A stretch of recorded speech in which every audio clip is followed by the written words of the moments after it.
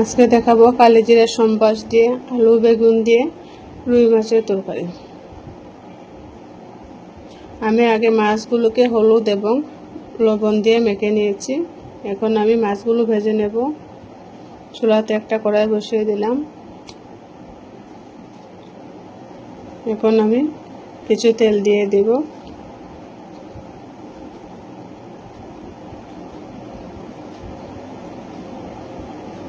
তেলটা গরম হয়ে আসলে আমি মাছগুলো ছেড়ে দেব। মাছগুলো দিয়ে দিলাম।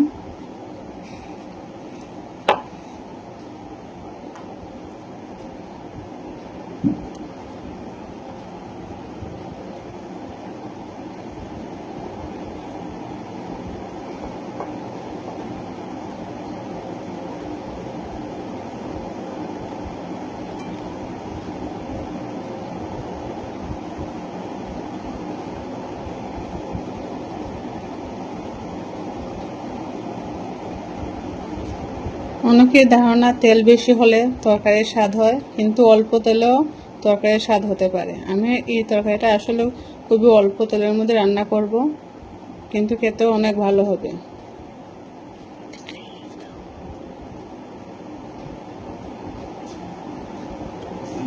আপনারা এভাবে মাছগুলো ভেজে নেবেন।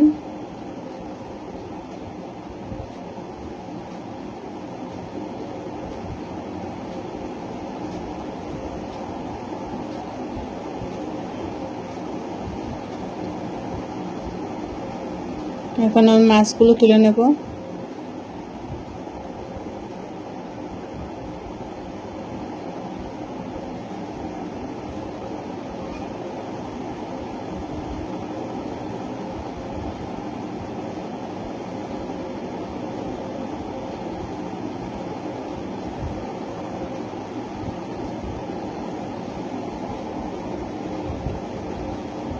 আমি অল্প তেল দিয়ে দেব।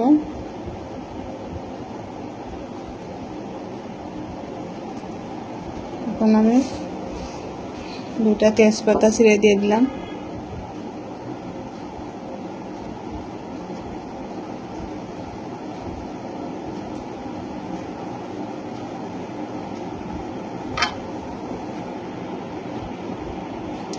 তেজপাতাগুলো ভাজা হয়ে এলে আমি কিছু কালিজিরা দিয়ে দেব। তরকারিটা আমি কালিজিরা দিয়ে রান্না করব।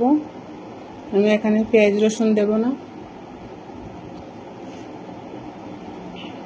কালিজিরা করে একটু ভেজে নেব।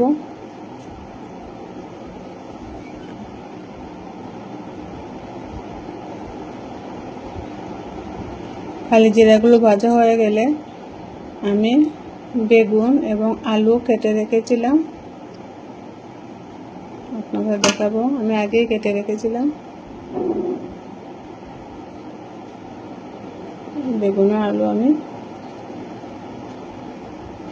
এখন ছেড়ে দেব।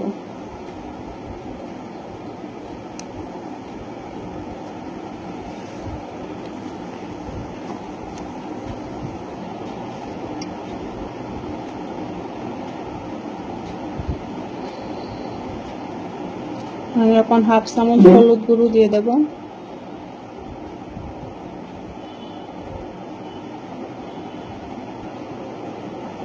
ও হাফ চামচ লবণ দিয়ে দেব। এখন আমি আলু আর বেগুনগুলো ভালোভাবে ভেজে নেব।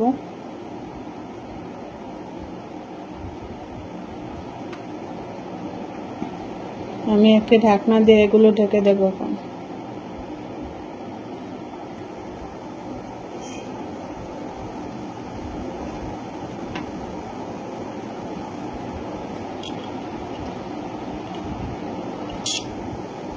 কিছুক্ষণ পর আমার বেগুনগুলো আস্তে আস্তে ভাজা হচ্ছে। এখন আমি এখানে কয়েকটা কাঁচামরিচ কেটে দিয়ে দেব।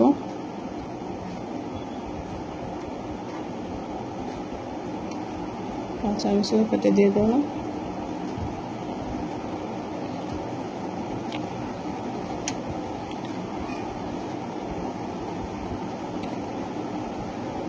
আমি আবার একটু নেড়ে ছেড়ে ঢেকে দেব।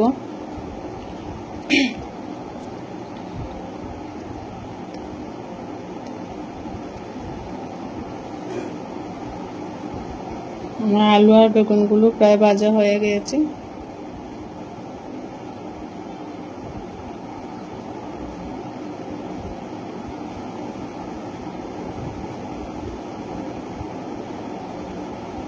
এখন আমি মশলা অ্যাড করে দেব। হলুদ গুঁড়ো একটু দিয়ে দেব,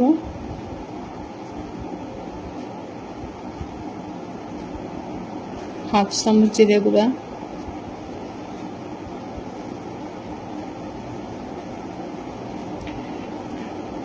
এক চামচ ধনিয়া গুঁড়া, হাফ চামচ থেকে একটু কম মরিচের গুঁড়ো, কারণ আমি এখানে কাঁচা মরিচও দিয়ে দিয়েছি। ঝাল বেশি খেতে ভালোবাসলে একটু দিতে পারেন। তারপর আমি এক চামচ আদা বাটা দিয়ে দেব। সবগুলো মশলা দিয়ে আমি আবার একটু ভেজে নেব।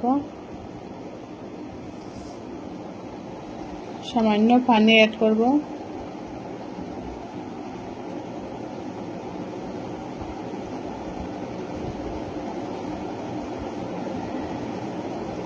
এভাবে আমি সবজিগুলো ভেজে নেব, সবজি আর মশলা একসাথে ভেজে নেব।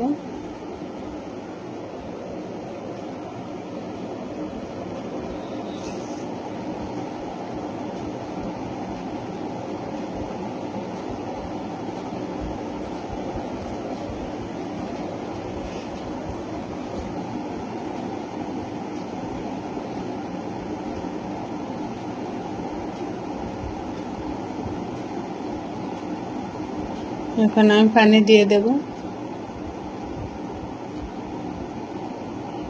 আমি আলু বেগুন দিয়ে চুলটা পাতলা করব, তাই পানিটা একটু বেশি দেব।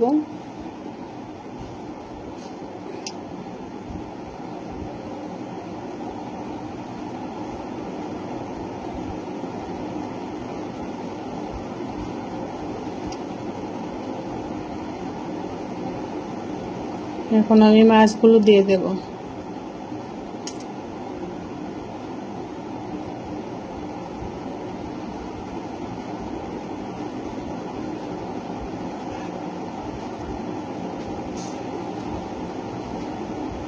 এখন আমি কিছু সময়ের জন্য ঢেকে দেব।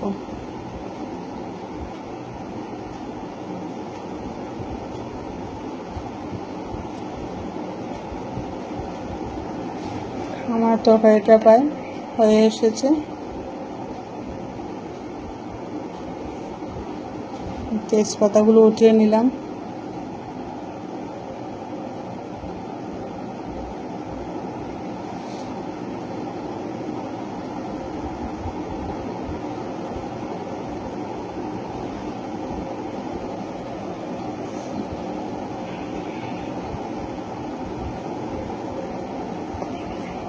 এখন আমি পরিবেশন করব।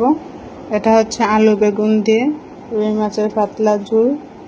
এতে আমি কালিজিরার সম্বাস দিয়ে রান্না করেছি। আপনারা এভাবে রান্না করবেন, সুস্বাস্থ্যকর খাবার, খেতেও অনেক মজা। ধন্যবাদ সবাইকে ধৈর্য ধরে দেখার জন্য।